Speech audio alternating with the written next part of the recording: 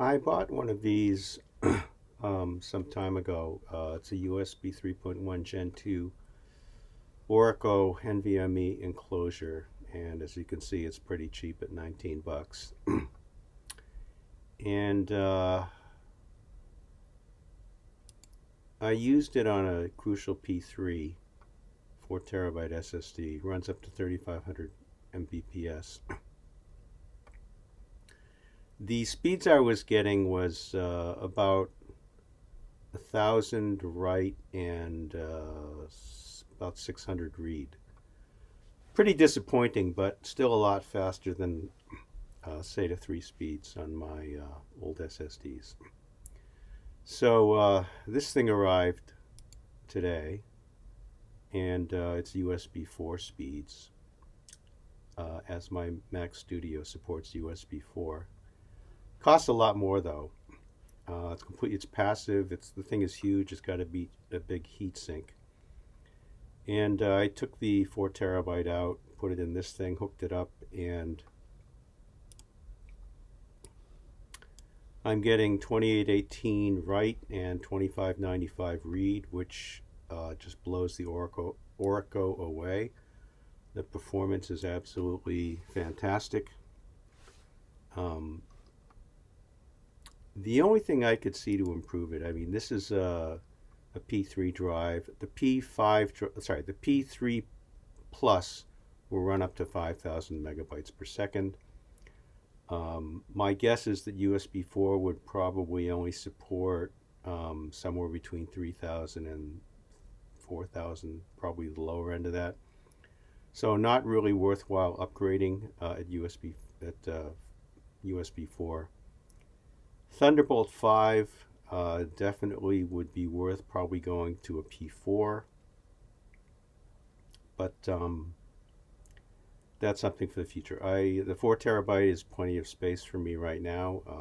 I've got half of it's in use, so there's plenty of free space. Our son bought a Samsung 990 Evo, which well, let's take a look at it.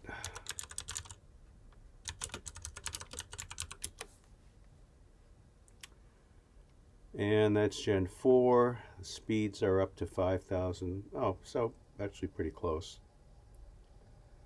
And I put that in the Orico drive and gave it to him to use. That's kind of another story. The Samsung 990 Pro goes up to 7450. That would be really nice, but I don't think we'd notice that speed because anything we're copying it from would be a lot slower.